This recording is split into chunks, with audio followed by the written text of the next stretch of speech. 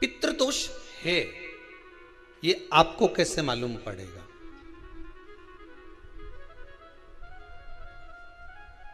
पितृ भूखे हैं, इसका तो वर्णन हमने पहले कर दिया कि रात्रि को जब आप सोने के बाद में 1-1.5 घंटे बाद अगर आपकी नींद खुल जाए, 1 घंटा 1.5 घंटा आप सो लिए, उसके बाद जो नींद खुली तो 1-1.5 घंटे तक अगर आपको नींद नहीं आ रही है, रात्रि को सोने के बाद में 1 घंटे बाद जब उठे तो आपको प्यास लग गई, भूख लगने लगी, प्यास लगने लगी कि मेरे को पानी पीना पड़ेगा, घबराहट हो रही, पानी पीना पड़ेगा।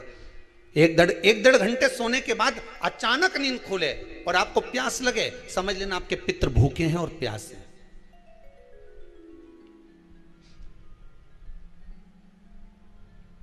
वो भूखे और प्यासे हैं, उनको जल की जरूरत है।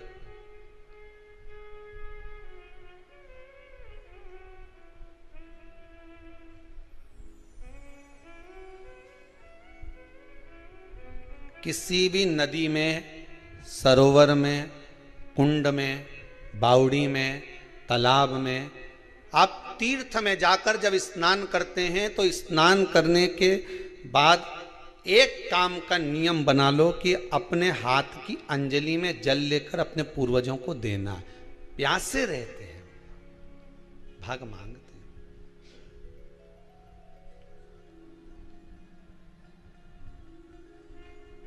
भाग प्राप्त करना।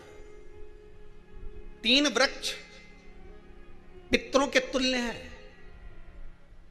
नैमिषारण्य की कथा में भी कहा था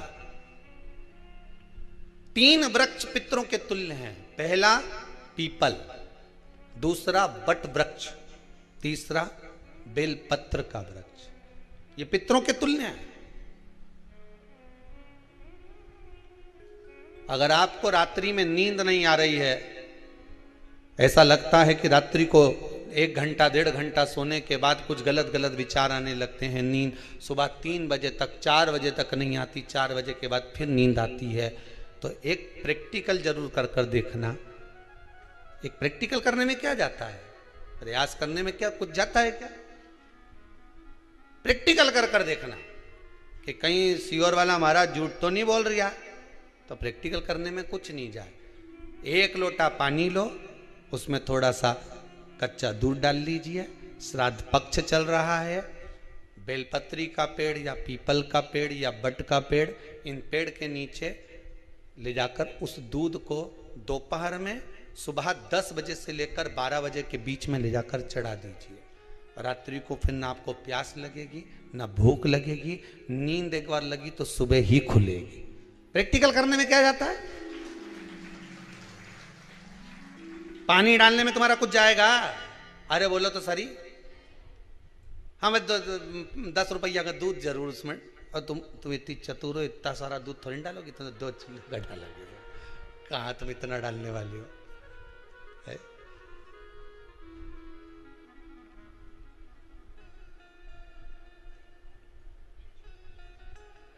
कहा बहुत चतुर लोग हो रहे संसार में हो। भले पूजन पाठ नहीं करे, पर कहीं का एकदम मिलने आ जाए ना, क्या अम्मा जी है क्या पाठ कर रही है, फिर वो भी बैठ गई तुरंत, अभी तो सोई थी,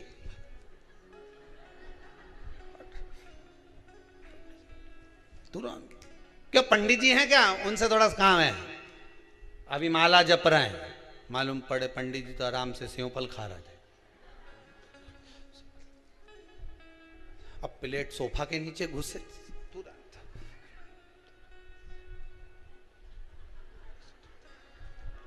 आंख देखे। प्रैक्टिकल करने में क्या जाता है, कुछ भी नहीं बिगड़ेगा। ये तो बस जल डालोगे तुम्हारा ही कुछ अच्छा हो सकता है, बाबा की कृपा है।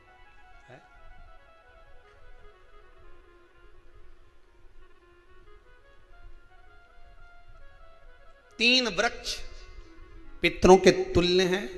पहला जम के बोलिए पीपल, दूसरा बट वृक्ष, तीसरा बेलपत्री का वृक्ष। 3 पीपल के वृक्ष में 52,000 ब्राह्मण एक साथ निवास करते हैं, इसलिए पितृतुल्य है। बट वृक्ष ब्रह्मा जी के मस्तक से बना, इसलिए पितृतुल्य है। और बेलपत्री का वृक्ष माता पार्वती जी के अश्रु से बना। जब आंसू गिरे थे माता जगत जननी जगदम्बा पार्वती के, उस समय पर पितृलोक में हलचल उत्पन्न हो गई थी। हमारी नातिन की आंख में आंसू कैसे आ गए? मैनावती की पुत्री है,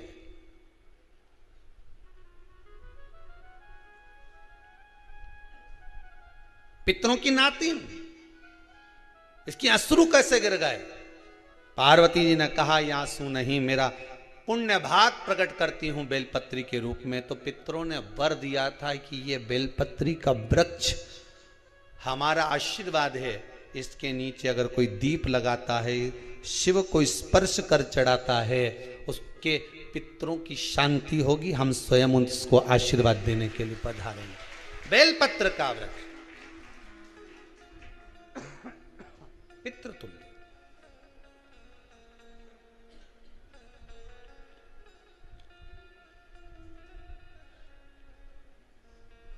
तो रात्रि को अगर भूख लग रही है, प्यास लग रही है, तो पितृदोष। दूसरा पितृदोष का लक्षण बताया, घर में कोई शुभ कार्य ना हो, वंश की वृद्धि ना हो।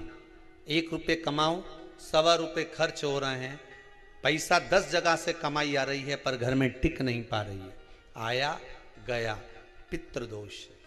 जरा सी कटोरी पड़ी है, उसके पीछे विवाद चालू हो जाए, पानी ढुल गया, उसके पीछे विवाद हो जाए, या छोटी छोटी बात में घर में क्लेश मचा हुआ है, पितृदोष है। समझ लो हमारे पूर्वज हमसे खुश नहीं, प्रसन्न नहीं।